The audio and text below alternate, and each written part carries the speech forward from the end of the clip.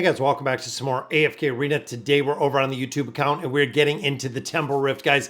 Now we have a brand new Temple Rift guide that we're going to be running through. Very cool to see that we are still seeing these. Now overall, you want to make sure within this Temporal Beacon that you are focused on Trait Enhancer. Trait Enhancer is really the only one that you need to build out. I even hit 300 floors on my free-to-play account. Also hit 300 floors, of course, with the pay-to-win or the YouTube account.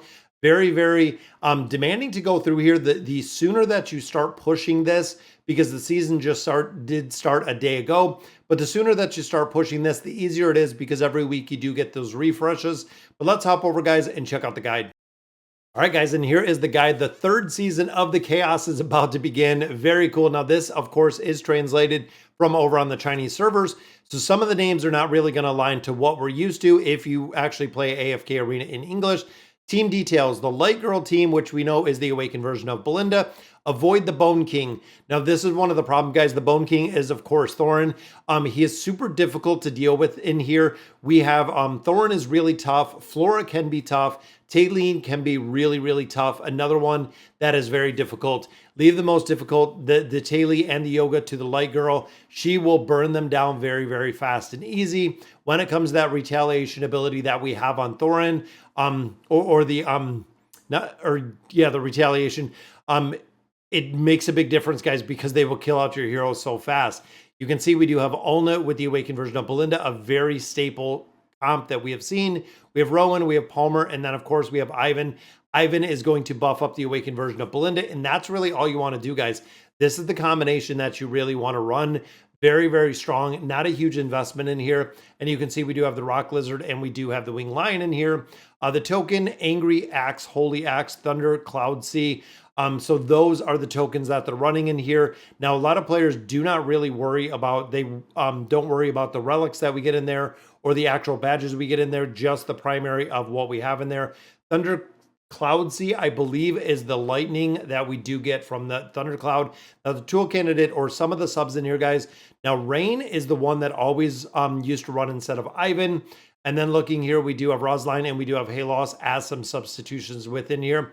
Now, you'll notice some of the heroes in here do have a little bit of overlap. So making sure that, again, you're figuring out the ones that are most suited for the slot that is in there. Number 2, we look at the Void team. This is, of course, Albedo and Rem with Emilia. Super strong, guys. Now, here we do have Sophia and we do have Merlin, and you can see a level 15 when it comes to our 6th hero, or the Slumbering Seal, and that works incredibly well. This one has the Meteor, which, of course, the ultimates are going to require or trigger that Meteor. Now, if you don't have Sophia, they have Athalia. They also have Yennefer in here. Now, Yennefer was actually the original one that we ran in here before Sophia was introduced, which means she still works in this formation pretty well. Now, sub formations, guys, you can see if you don't have Emilia, you can actually run Brutus in this slot. A lot of players still have Brutus. Also looking, we have Rem, we have Mulan, and then, of course, we do have Merlin again. This is a very strong combination, but you can see here, they're running Joan, they're running Merlin, and then they're running the awakened version of Athalia. So again, going through here and figuring out exactly what heroes that you do have that are going to work in this situation. Looking at our Gemini team, this is one, again, the awakened version of Brutus. You can absolutely run, but we do have Lucilla in here, and then we have Liberta in here. Naruko is very strong, guys, when it comes to attack, when it comes to healing, when it comes to buffing. Very strong hero. And then, of course, Ivan is running here if you're not running Ivan with the awakened version of Belinda. And then Talisman is in here. And you can see, guys, this makes a difference. The tokens do change. Right here's the ring, right here's the meteor, right here's back to the ring. So you have to pay close attention onto exactly what you're running, what formation you're running. Now, in this one specifically, I am running this second one. So I'm running Vathiel in here, of course, with Lucilla, Liberta, and then running the awakened version of Leica because I do have her built.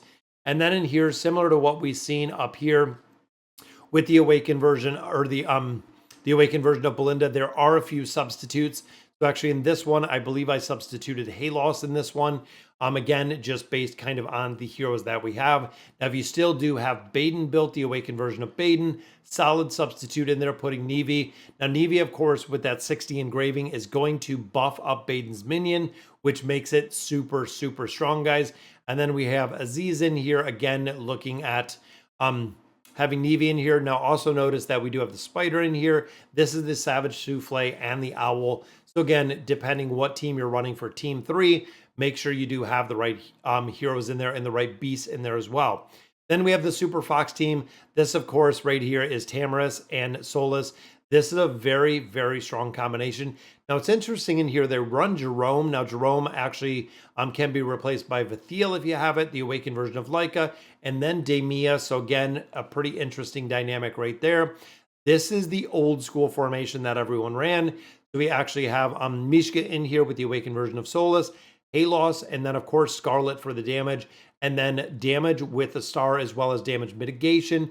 A lot of healing damage mitigation right there with the star, and then we do have the owl in there. And again, looking at the tokens that you have in here, very, very important. And there are a lot of subs, guys, for this original formation that we did see. You can see we have, what, 1, 2, 3, 6 subs that you could put in here, including right here, Kinesis and Root, guys, if you don't have this awakened version of Solus. And again, these are some formations that I ran on my free-to-play account. Getting into Team 5, this is the Super Sword team. This is Vathiel, and as you can see, the awakened version of Thane. Super strong in this game mode, guys, running Tamaris, running Silas, running Ivan in there. And again, you can see some of the overlap that we do have within these heroes. Now, if you're running Ivan in a different one, you can also run Mulan in there. And then again, if you don't have Vathiel, we have a couple different options. Again, depending what you chose in Team 3 and Team 4, you can kind of change it out. And then these are the boss lineups. So very interesting to the heroes that we have kind of with the overlap. But looking here, guys, it is the awakened version of Belinda and Liberta, making sure the combination of both of those can do more than enough damage, guys, to really crank out and kill out these bosses. Then they have the civilian lineup, the Kryptonian and the civilian. That is pretty funny, guys. But you can see we do have Run Anasta in here, and it is the awakened version of Belinda and Solus in here with some buffing, and then of course the owl. So you can see kind of a breakdown or what this looks like at a snapshot level. Now, I think this picture is absolutely perfect, guys. It is spot on because you can see some substitutes in here. Depending on the heroes you have, this can be a lot of the free-to-play options. You see Grez in there, there's Anasa, there's Mortis in there. A lot of heroes that we've kind of run. You can build even 1 or 2 teams out of the primary lineups that we covered, can be substituted in for a couple other formations just based on what we have here, making these builds and making these heroes super, super effective in the difference. Now, of course, a lot of these heroes don't need to be built out because when you're stacking not only the beacons and the badges behind them, it works incredibly well for a lot of these formations. And it just kind of goes through which tokens to use depending on what you're using in those specific formations. And then the final one we look at is kind of the tower climbing skills, suggestions for adding points to strengthen the traits. Without brains, you can add 1 point to each Mad War, Alliance, and Legacy. So these are actually building out the other traits that are outside of that very first trait enhancer that you can actually build out a little bit as you are climbing. The stabilization value, some of these do make a pretty big difference where you can actually buff up some of the stabilization. But again, this is a trade-off because if you don't have that trait enhancer maxed, you're going to be spending extra points in here, which essentially could make it more difficult to actually climb in there. Now, the Rain and Dew only choose when the value is below 800. These are talking about floors that they are doing.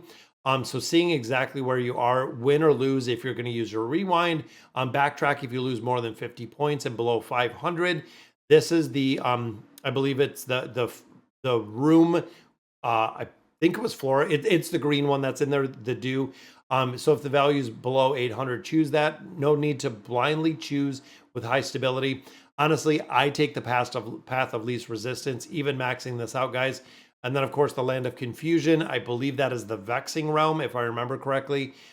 This one, again, you can go inside, choose to skip it, or you can get a floor for free. And then the Blessed Place doesn't require the explanation. It's a must select. Now, Place of Call, if you get one of these heroes in the lineup, definitely a pretty good one to get, as right here, having more than one copy. We even see the awakened version of Shamira down here, but you can see Leica, Thane, and Athalia. So when you do get the beckoning hero, or as they call it, the Place of Call, you can actually pull in another hero that you might not have access to, changing up the formation a little bit just on what you have.